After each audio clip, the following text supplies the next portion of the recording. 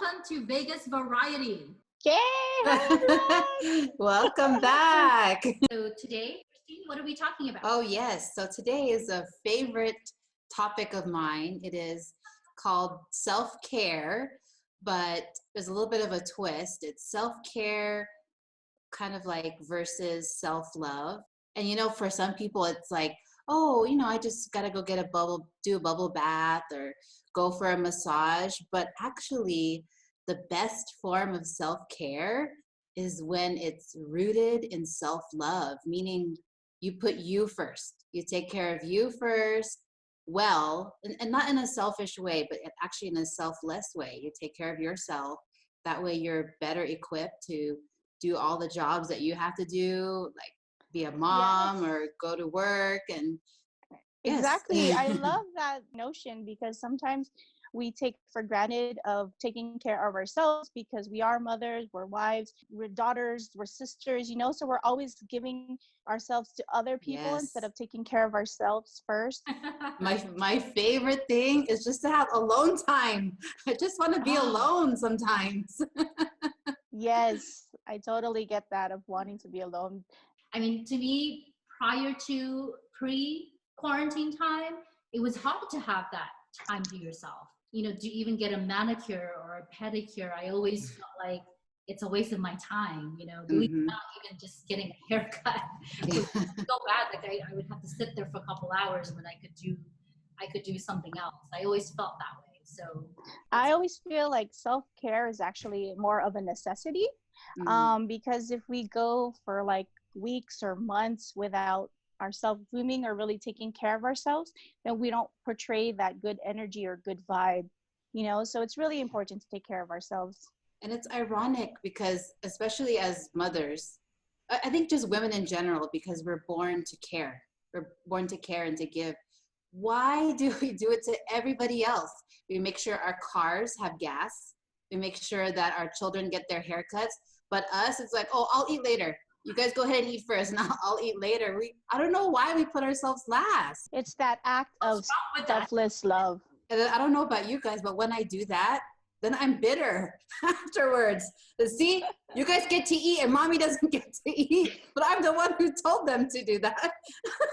You know what I used to tell my kids when they were little? Like for everything that I would, did with them, I would say, you know what? I'm writing a journal. I'm writing all these things down that I do for you so that when you grow old or, when you grow up, I'm going to remind you of all these things but I never wrote anything down. And for me, like, I don't know what happened after having my third child, who's Emma, who is now 2.5. Once I had her, that's when my mentality shifted. And I said, you know what? I'm not my best self when I don't take care of me. So I need to do something. I need to do something to put me first. And it started out small with my husband. He would give me like time to myself, and I don't like going out. I love home. So he takes the kids out, and then I have like an hour to myself, and sometimes I'm tempted to clean, but, but I tell myself this is my chance to be alone. So I just watch a show or eat a chocolate.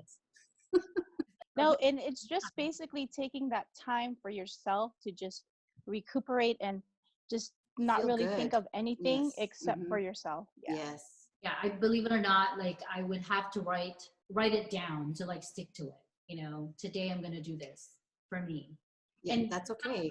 Also, and you mentioned self-love, it's being like, it's holistic, right? Not just caring for yourself physically, but also, mentally. Yes. Because that's really important. I mean, because we can look, physically fit, but then mentally we're not, or spiritually we're not. So then, it's not good either. Yes. And I don't know if you guys realize this too, but a form of mental self-care and self-love is boundaries.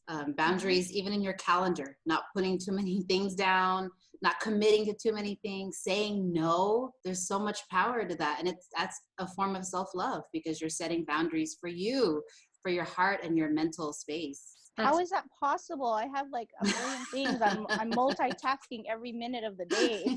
Say no to something.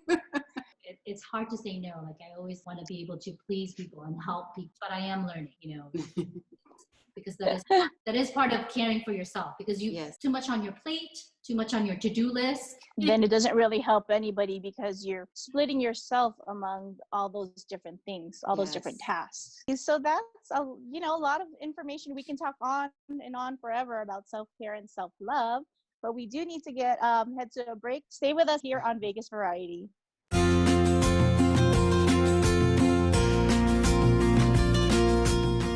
From inspirational quotes to motivational speakers and books, one can find that there is a growing trend of self-love and the importance of it to our well-being. People are even coming together to form groups to promote self-care. Here in the Las Vegas area, Samantha Oldebacon has been doing just that. So I started a Facebook page that I just invited all my women friends that I knew. They started inviting their friends, and really it has become a community of women who are just loving on each other, there to support each other, encourage each other. Everyone has just been coming together and just helping each other. I truly believe what you put in is what you put out, because it starts with me, and I love myself first, so then I could put out love to everybody else.